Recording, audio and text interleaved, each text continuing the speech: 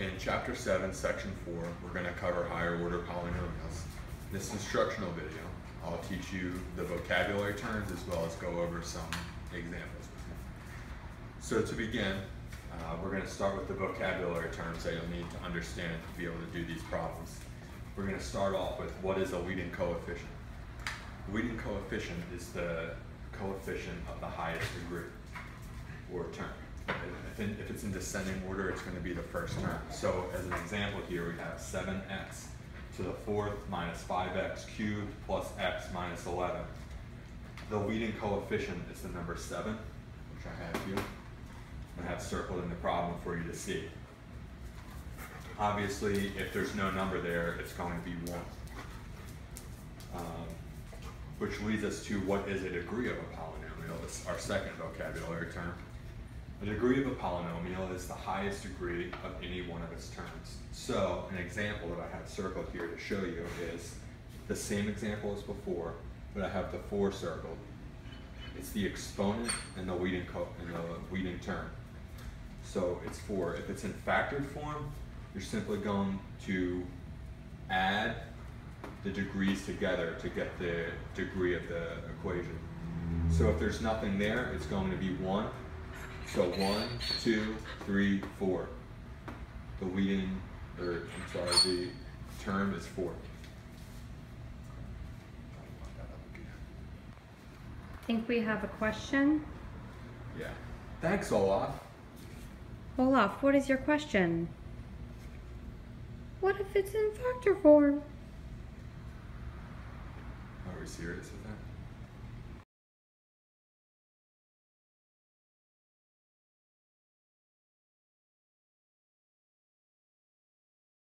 Next and final vocabulary word is end behavior. The end behavior is the behavior of the graph at the beginning and the end. So you understand, I have an example here of a graph, a polynomial graph, and circled in the red is the beginning and the end. So the end behavior is when you figure out if the graph begins coming down or going down or going up, and same for the end. So to figure this out, we have this down here. A polynomial can either be an odd positive, an odd negative, an even positive, or an even negative.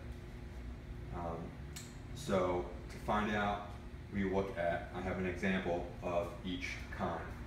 So if it's odd positive, you're going to look at the leading term to decide what the end behavior is. So the odd has to do with the degree of the term. So if it's an odd number, it's going to be an odd. It determines that it's odd, not even. So here we have an odd degree, and it is a positive leading coefficient.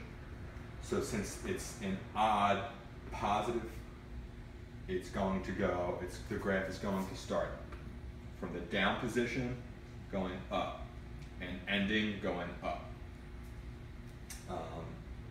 The way I like to think of it is it's odd. For the odds is, since it's odd, it's the opposite.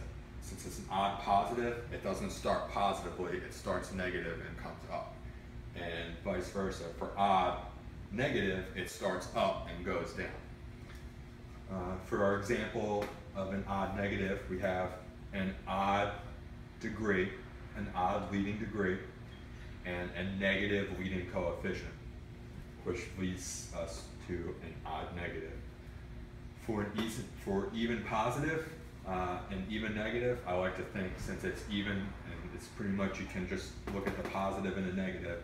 If it's positive, it's up. If it's negative, it's down. So for our example here, the degree of the polynomial is 4. And the leading coefficient is a positive number, which means it's an even positive. For an even negative, we have an even degree of the polynomial and a negative leading coefficient, which means it's an even negative. That's good.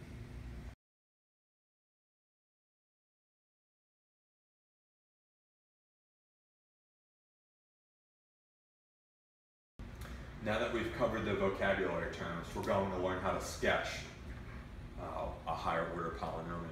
The first thing that you have to do is you must factor it. We've learned how to factor earlier on. So the example I have is in factored form is px equals x plus 2 times x minus 3 squared times x plus 4 cubed. The next thing you're going to want to do once you have it in factored form is find what the x-intercepts are. To find the x-intercepts, you're going to set all the x's to 0 and then solve.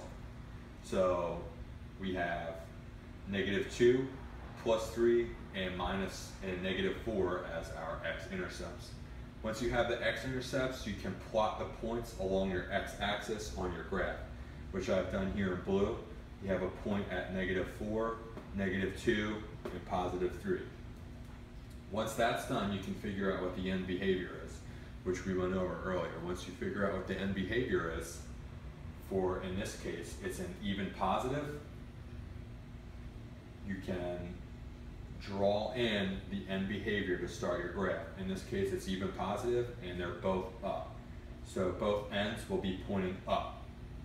So once you have those drawn in, you can now figure out what happens at each point along the x-axis.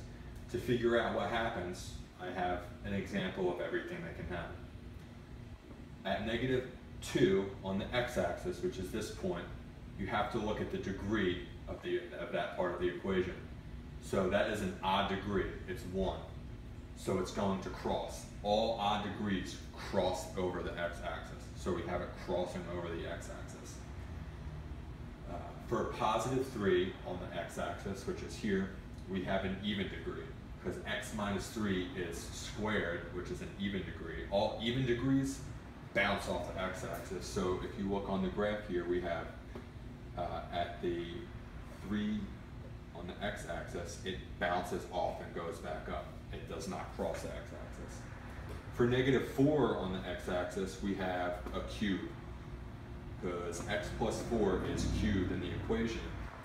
A cube means it's going to wiggle across the x-axis. So as you see, it comes down, goes parallel to the x-axis, leaves the point parallel, and then continues down. So when you're plotting this, what you're going to do is you're going to look at each individual point, figure out what happens at each individual point, and plot accordingly. So once you figure out the end behavior, you can put that in and then figure out at each point to solve the equation.